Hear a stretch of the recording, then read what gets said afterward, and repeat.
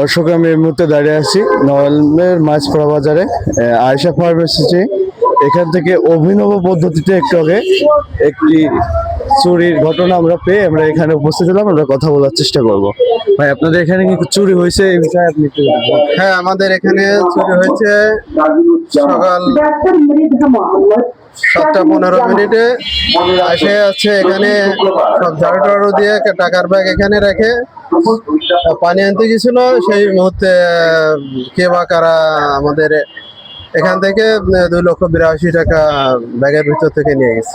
আচ্ছা, আপনারা ঠিক পারলেন কিভাবে? মানে টাকা যা চুরি হয়েছে আপনাদের কখন খেয়াল আসলো? বললাম আমরা এই পানি এনে ওখান থেকে পানি এনে যখন টাকার ব্যাগ দেখি টাকা নাই, তখন সেই মুহূর্তে জানতে পারলাম যে টাকা নাই বা ক্যাশেও রাখিনি। তারপরে ফুটে ভিডিও চেক করে দেখি যে চোর আমাদের এখান থেকে টাকা নিয়ে গেছে। অবশ্যই আমরা জিডি করার জন্য নড়াইল জিডি করতে গেছি।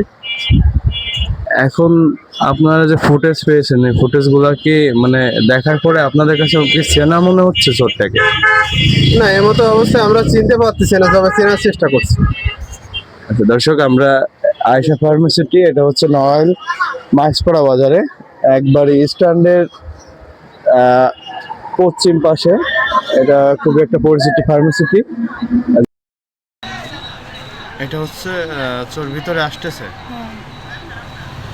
তারপরে যে আস্তে আস্তে করে নিচে করে যাচ্ছে যাতে করে। হ্যাঁ, এরপর হচ্ছে কি করলো, ওই টাকা হাতে নিয়ে এই করো, একটু একটু বড় করো।